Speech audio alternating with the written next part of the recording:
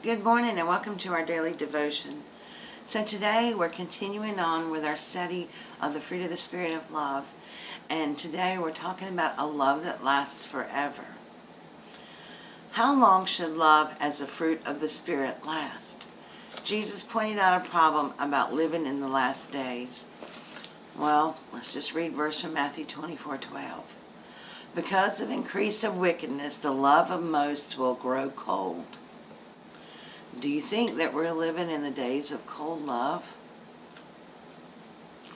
That is frightening prediction. And at the same time, Jesus holds up that the supreme standard of our relationships with each other will be based on our love for each other. John 13:34 and 35. For these, as well as many other reasons, we must be concerned about how to make our love last from here on into eternity. Once more, we refer to the teachings of Jesus and how to live in such a way to make this love last and remain hot kind of love. The story is about a native Christian who was making an appeal before a denominational missions board about sending missionaries to his land. The question was asked, what kind of missionaries should we send to your land? Without hesitations, he replied, send us missionaries with a hot heart. That same cry exists in our society.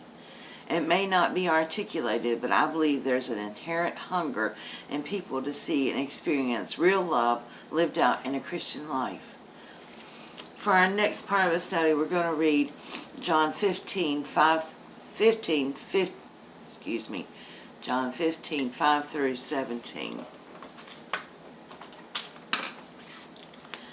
Yes, I am the vine, and you are the branches. Those who remain in me, and I in them, will produce much fruit.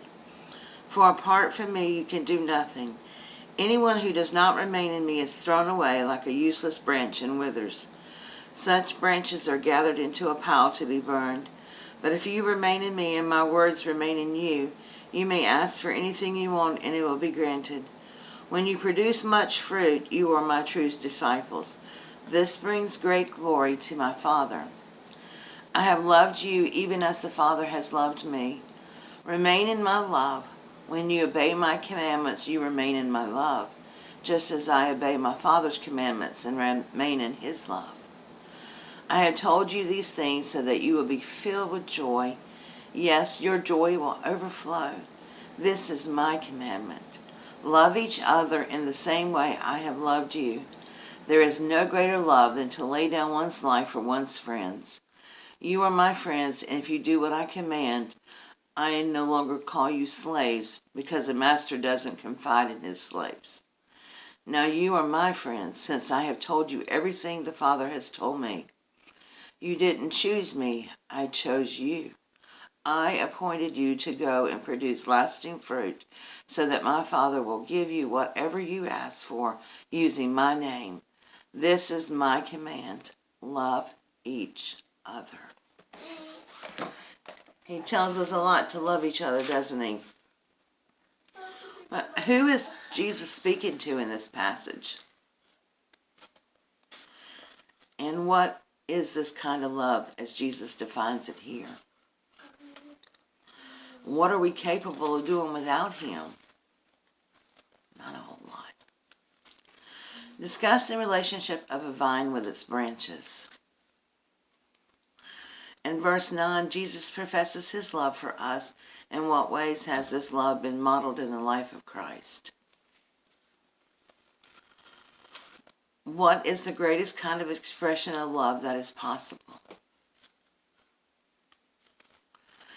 And what is the key word in living out love that lasts? Define that word.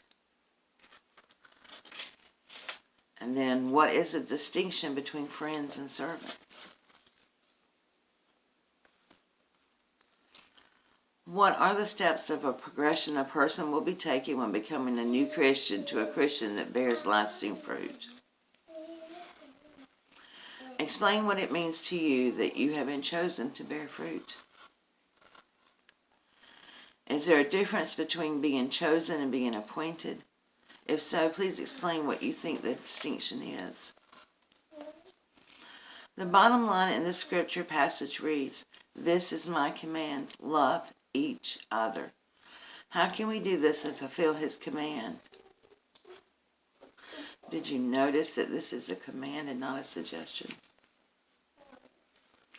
And then after their questions, when you study their questions and rereading the scripture, think about, this is your assignment, what they ask us to do. Write out your personal plan on the action steps you will be taking in order to bear fruit that lasts.